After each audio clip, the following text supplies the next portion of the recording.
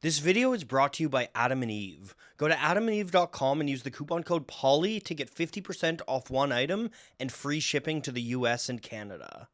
In early 1970s Jamaica, a new musical sound was spinning off of reggae. Led by legends like King Tubby and Lee Scratch Perry, this new sound was characterized by radical use of echo and reverb, as well as a heavy focus on the bass and drums.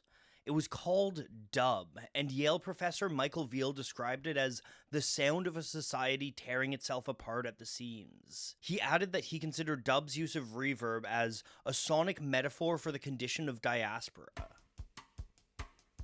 By the end of the decade, that dub sound had leapt across the Atlantic and began to take hold in Britain, where the working class were still feeling the effects of an economic crisis. Bands like The Clash and The Police amalgamated that reverb-heavy sound into the emergent genre of post-punk. And in that post-punk scene, dub began an unlikely transformation. A transformation that began with a band called Bauhaus.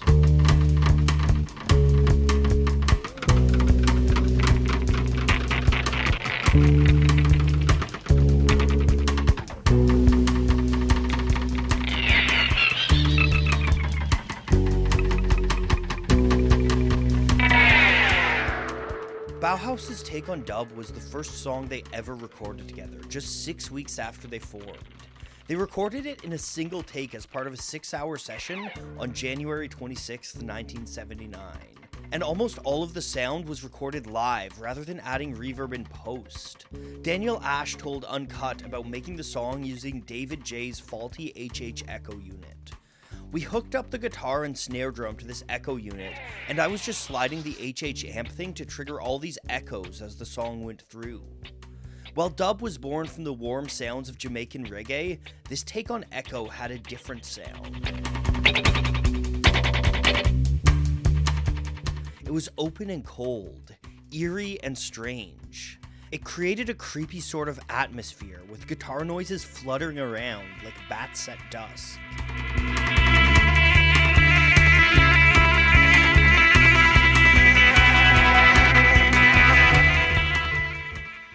And beneath these guitar tones, drummer Kevin Haskins propelled the song forward with a minimal bossa nova beat. David J told Uncut that this spooky sound came together naturally. We didn't really talk about what we were doing.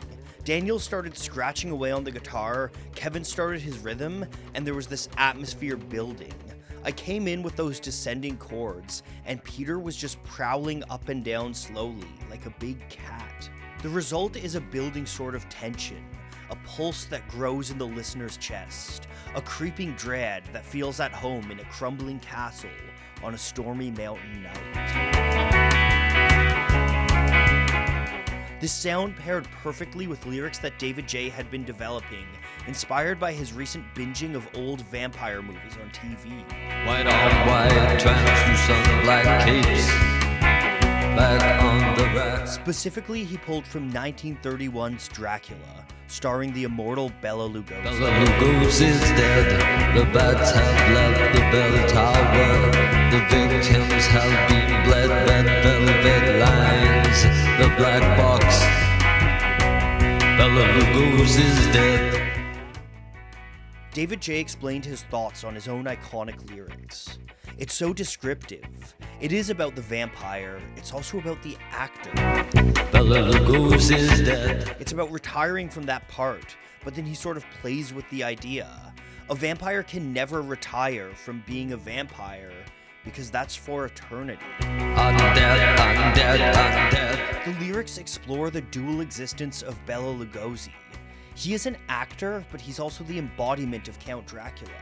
And in the second verse, Bauhaus explore this sort of duality with stunning poeticism. The virginal brides file past his tomb, strewn with time-stamped flowers, bereft in deathly bloom, alone in a darkened room. Virginal brides and flowers in deathly bloom are paradoxical images that portray the unlife of vampirism. And this portrayal is helped by a dramatic vocal performance by lead singer Peter Murphy.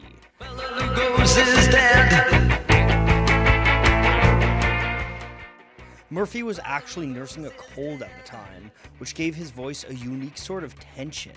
In a 2002 interview with Soma, he recalled the recording as a surreal moment.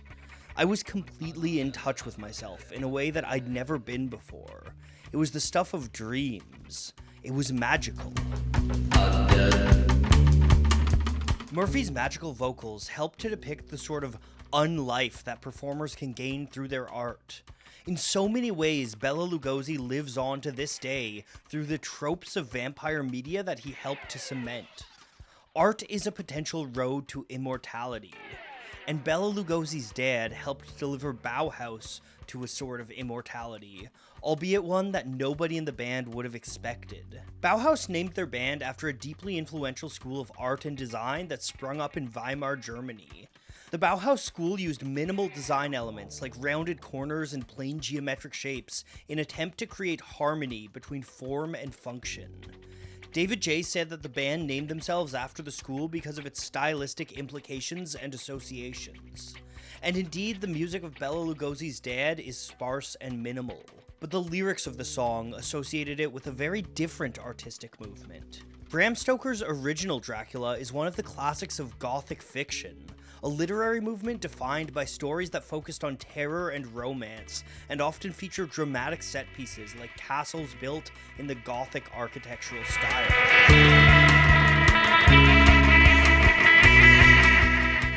And by channeling the energy of Bram Stoker into their lyrics and creating a haunting sound for their music, Bauhaus inadvertently became the catalyst for a subgenre that was ready to explode: goth rock. In the late 1970s, a number of bands rooted in the post-punk scene were experimenting with darker music and more dramatic visual aesthetics. Groups like The Cure and Susie and the Banshees were working contemporaneously with Bauhaus in a movement that was distinct from post-punk, but didn't yet have a name. Then, when Bauhaus released Bela Lugosi's Dad, it all became clear. Peter Murphy's raw lament for Bela Lugosi became a clarion call for a new generation of music fans.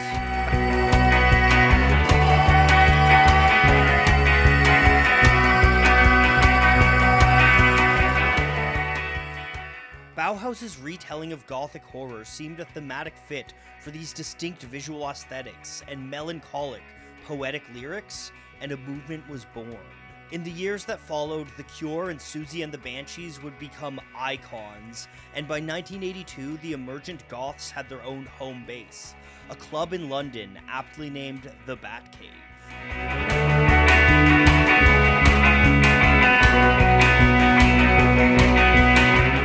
While they may have helped invent the genre, Bauhaus themselves were at times reluctant to take on the label of goth, as it was associated with a number of bands that they didn't like.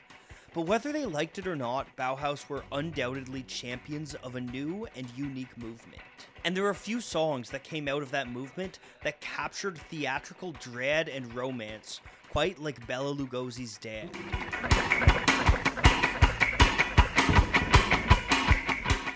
Despite all that it would spawn, Bela Lugosi's Dad might never have seen the light of day were it not for an indie label called Small Wonder. Bauhaus shopped their song to all the major labels, only to be told to edit it down or make it more commercial. But Pete Stennett, the founder of Small Wonder, got word of the band and invited them to his record store in London. When the band got there, he closed up shop and said he needed to listen to the song one more time before deciding if he would sign them.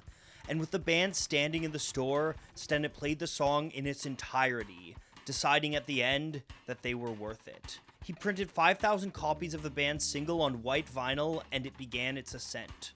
While it never charted in the mainstream, it quickly became an indie hit, thanks in part to an appearance on BBC radio DJ John Peel's show.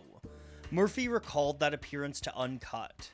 After we'd all introduced ourselves, he said on air, "We've got Bauhaus in the studio. They're from Northampton, and they've got a new single out called Bela Lugosi's Dad. It's 9.5 minutes long, and this will probably be the first and last time I'll play this." Then we left and went down to listen to it in the car.